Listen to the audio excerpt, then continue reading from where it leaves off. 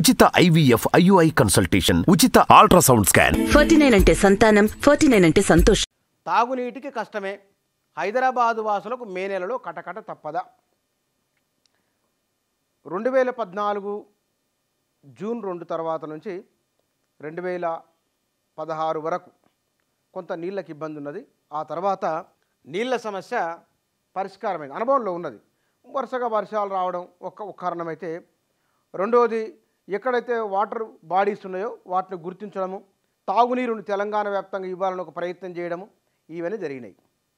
ఇప్పుడు 10 ఏళ్ల తర్వాత ఉన్న సమస్య మళ్ళీ వచ్చింది.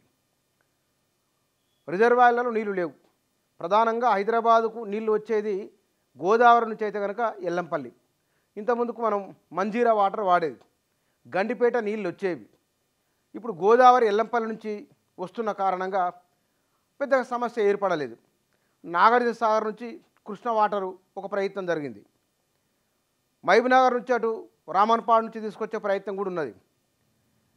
ఇవాళ కృష్ణాలో నీళ్లు లేవు. తుంగభద్ర, నారాయణపూర్, అల్మట్టి, నాగార్జున సాగర్, శ్రీశైలం మొత్తం పైనుంచి కింది దాకా నీళ్లు లేవు కృష్ణాలో. గోదావరిలో శ్రీరామ్ సాగర్ ప్రాజెక్టు, దానికి సరిపడా నీళ్ళు ఎప్పుడు లేవు, ఇవాళ కూడా అట్టట్లే ఉన్నది. ఇక ఎల్లంపల్లికి అటువైపు పైన ఉన్నది కడెంలో నుంచి నీళ్లు తీసుకొని వచ్చి ఎల్లంపల్లి నుంచి హైదరాబాద్ తీసుకొని రావాలి. 10 TMCల నీళ్లు ఏప్రిల్ మే నెలలో హైదరాబాదు తాగునీటి అవసరాలు తీరాలంటే ఒక 10 TMCల నీళ్ళు అంటున్నారు. మనం ఎల్లంపల్లిలో నుంచి నీళ్లు తీసుకోవాలంటే 10 TMCల పైన ఉండాలి. అది డెడ్ స్టోరేజ్కి వెళ్ళిపోతాయి. 4-5 TMCలు అయితే తీయలేం. మళ్ళీ కొత్త కాలువ తీసుకొచ్చి ఆ పంపింగ్ స్టేషన్ తీసుకొని రావాల్సి వస్తుంది. డెడ్ స్టోరేజ్ నీళ్ళు మొత్తం తీసేస్తే కనుక వాతావరణంలో విపరీతమైన ఎండలు, చెరువులలో, కుంటలలో, రిజర్వాయర్లలో నీళ్ళు ఉంటే కనుక వాతావరణం సమతూకంలో ఉంటుంది. అది అనారోగ్యానికి కారణమవుతుంది. పర్యావరణం దానిపైన ప్రభావం ఉంటుంది. కాబట్టి ఆ నీళ్ళు తేనికే రాదు. ఇప్పుడు చేయవలసింది ఏమిటి? వాటర్ ట్యాంకర్లు ఎక్కడెక్కడ ఉన్నాయో మొత్తం మరి తీసుకొని రావాలి, మరమ్మతులు చేసి పెట్టేసుకొని మళ్ళీ ఈసారి 10 ఏళ్ల తర్వాత వాటర్ ట్యాంకర్లు హైదరాబాద్ నగరంలో కనిపించే అవకాశం ఉన్నది. అంటే ఇక్కడ ప్రభుత్వం చేయాల్సింది ఏమిటి? రిజర్వాయర్లలో నీళ్లు లేనప్పుడు ముఖ్యమంత్రి రేవంత్ రెడ్డి ఉన్నా, ఇంకెవరున్నా ఏం చేసేది ఏం లేదు. ప్రకృతి, వర్షాలు లేవు, రిజర్వాయర్లలో నీళ్లు లేవు, ఇబ్బంది ఉన్నది. ఉన్న నీళ్ళను పొదుపుగా వాడుకోవడం మినహా మరొకటి లేదు.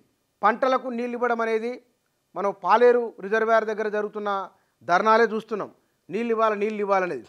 ఇవాళ ఈ కష్టకాలంలో నీళ్ళు ఇవ్వాలంటే కనుక మనకు వాస్తవానికి కాళేశ్వరం ప్రాణహిత నీళ్లు తీసుకొని రివర్స్ పంపింగ్ ద్వారా తీసుకోవాల్సి ఉంటుంది.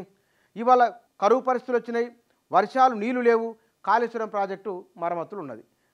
ఈ సమస్య ఇక్కడ కాళేశ్వరం కనుక బాగుంటే, అది కుంగకుంటే కనుక అక్కడి నుంచి నీళ్లు తీసుకుంటే ఇవాళ తెలంగాణలో తాగునీటి సమస్య ఉండేదే కాదు. ఎందుకంటే అక్కడ నుంచి మనం 100 TMCల వరకు తీసుకోవచ్చు. 2500 TMCల నీళ్లు మనకు మేడిగడ్డ దగ్గర అవైలబిలిటీ ఉన్నాయి. ఎండాకాలం, వానాకాలం కాలాలతో సంబంధం లేకుండా ప్రాణహితలో నీళ్లు ఉంటాయి. ఆ నీళ్ళను రిజర్వాయర్లు 3 స్టేజ్లు ఎత్తిపోసుకొని ఎల్లంపల్లి నుంచి హైదరాబాద్ తీసుకుంటే కనుక సరిపోయేది. కానీ ఇవాళ కాళేశ్వరం కుంగిపోయింది. ఆ ప్రాజెక్టు అస్సలైన వినియోగంలోకి రావాల్సిన సమయంలో అది నిరుపయోగంగా మారిపోయింది. రిజర్వాయర్ల కృష్ణా, ఇక్కడ కూడా నీళ్లు లేవు కృష్ణా గోదావరిలో. ముందున్నది ఈ సమస్యను రేవంత్ రెడ్డి ప్రభుత్వం ఎట్లా ఎదుర్కోబోతున్నది? దీనికి పరిష్కారం ఏం చూపబోతున్నది? ప్రజలకు ఏమని మెసేజ్ ఇవ్వబోతున్నది? ఈ ప్రభుత్వం 90 రోజులు అంటే 100వ రోజు నాటికి తాగునీటి సమస్య రూపంలో ఒక పెద్ద సమస్య ప్రభుత్వం ముందుకు రాబోతున్నది. దీనికి సమస్య వచ్చిందన్న విషయం గుర్తించింది ప్రభుత్వమే. చెప్తున్నారు, కరువు కాలం వచ్చింది, మనం అప్రమత్తంగా ఉండాలి అని రవాణా శాఖ మంత్రి పొన్నం ప్రభాకరు, ముఖ్యమంత్రి రేవంత్ రెడ్డి వీరు మాట్లాడుతున్నారు. దీనికి మరి ఈ సమస్యను మీరు ఎట్లా అడ్రస్ చేయబోతున్నారు అనేది చాలా ప్రధానమైంది. 100 రోజుల పరిపాలనలో ఈ ప్రభుత్వానికి ఎదురవుతున్న అతిపెద్ద సమస్య తాగునీటి సమస్య. మళ్ళీ గల్లీలలో గలగలలు, నీళ్ళ బిందెలు ఇవి రాబోతున్నాయా అని అనిపిస్తున్నది.